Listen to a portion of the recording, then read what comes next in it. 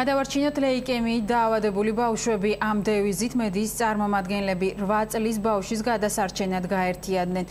თენგო ზაკაშვილის ძვლის ტვინის ტრანსპლანტაცია ესაჭიროება, რომელიც საზღვარგარეთ კეთდება და დიდ თანხებს უკავშირდება. მედიის წარმომადგენლები ხელისუფლებას თხოვენ შეიქმნას საქართველოში ტრანსპლანტაციის ცენტრი და მიეცეთ ამ ადამიანებს მკურნალობის შესაძლებლობები.